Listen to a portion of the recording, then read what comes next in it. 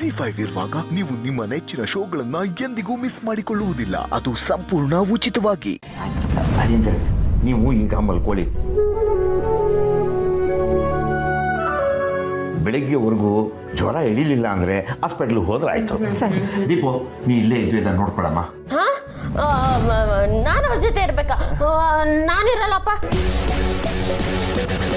ಅಯ್ಯೋ, ಏನಮ್ಮ ಹೀಗಂತ ಇದೆಯಾ? ಇಲ್ಲೇ ಇರ್ಬೇಕು ನೀನು. ಅವ್ರಿಗೆ ಬಂದಿರೋ ಜ್ವರ ನಂಗೆ ಬಂದ್ಬಿಟ್ರೆ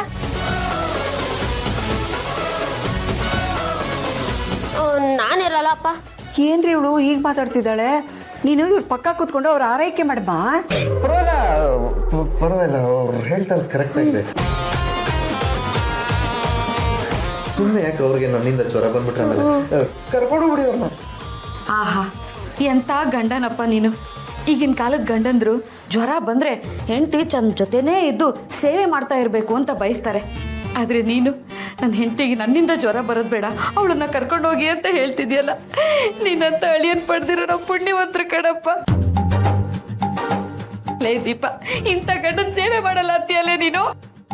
ನೋಡಿ, ಹಿಂಗೆ ಮಾತಾಡ್ತಿದ್ರೆ ಅವ್ರು ಹೆಂಗ್ ಮಲ್ತಾರ ಪಾಪ. ಬನ್ನಿ ಹೋಗೋಣ. ನಿಮ್ಗೆ ಏನಾದ್ರೂ ಬೇಕಾದ್ರೆ ಒಂದು ಫೋನ್ ಮಾಡಿ, ಆಯ್ತಾ? ನಡ್ರಿ. ದೀಪು ಬರಮ್ಮ.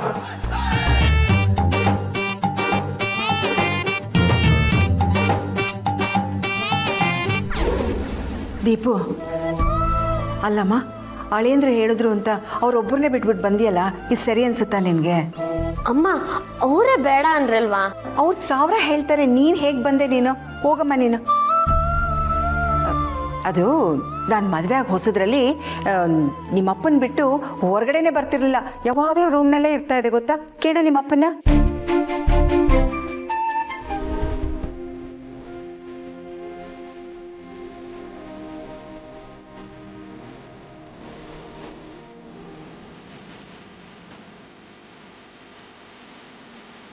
ವಾಶ್ರೂಮ್ ಎಲ್ಲಿದ್ದೆಪ್ಪ ಇಲ್ಲಿ?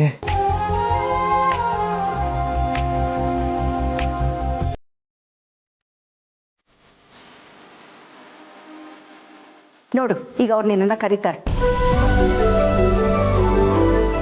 ದೀಪ, ಇಷ್ಟೊತ್ತಲ್ಲಿ ಯಾರ್ದು ನಿನಗೆ ಫೋನು? ಎತ್ತು ಹೇಳಿ.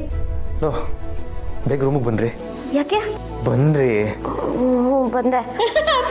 ನೀವು ಹೇಳ್ದಾಗಾಯ್ತು, ಕರೆದೇ ಬಿಟ್ರು. ಹೋಗಮ್ಮ. ಅವ್ರು ಕರೀತಿದ್ದಾರೆ, ನಾನು ಹೋಗಿ ಬರ್ತೀನಿ. ಆಯ್ತಾ? ಬರಬೇಡ, ಅಲ್ಲೇ ಇದ್ದು ಅವ್ರ ಆರೋಗ್ಯನ ವಿಚಾರಿಸ್ಕೊ. ಹೋಗಮ್ಮ. ಹೋಗು ಮಗ. ಯಾಕ್ರಿ ಇನ್ನೂ ಮಲಗಿಲ್ಲ? ಅರ್ಜೆಂಟ್ ಆಯ್ತು ರೀ, ಅದಕ್ಕೆ. ಅದೇನಂತ ಅರ್ಜೆಂಟ್? ಸುಮ್ಮನೆ ಮಲ್ಕೊಳ್ಳಿ. ಅರ್ಜೆಂಟ್ ಅದಕ್ಕೆ ಹೆಂಗ್ರಿ ನಿಂತೆ ಬರುತ್ತೆ? ಅಯ್ಯೋ, ಹೇಳಿ, ಏನು ಅರ್ಜೆಂಟು? ಸೂಕ್ಷ್ಮ ಅರ್ಥ ಆಗಲ್ವಲ್ರಿ ನಿಮ್ಗೆ? ವಾಶ್ರೂಮ್ಗೆ ಹೋಗ್ಬೇಕ್ರಿ. ಅದಾ? ಸರಿ, ಬನ್ನಿ ಆಚೆ ಹೋಗೋಣ. ಆಚೆ ಎಲ್ಲ ಬರಲ್ಲ ನಾನು. ಮತ್ತೆ ಹಿಂಗೆ ಇರ್ತೀರಾ? ಹಂಗಲ್ಲ ರೀ, ಅರ್ಜೆಂಟ್ ಅಂತ ಆಚೆ ಕರ್ಕೊಂಡು ಹೋಗ್ತಿರಲ್ರಿ. ಅಯ್ಯೋ, ಆಚೆ ಅಂದ್ರೆ ಮನೆ ಆಚೆ ಅಲ್ಲ, ರೂಮ್ ಆಚೆ. ಸರಿ, ಎಲ್ಲರ ಪ್ರಕಾರ ನಿಮ್ಗೆ ಜ್ವರ ಬಂದಿದೆ, ಸುಮ್ಮನೆ ಬನ್ನಿ.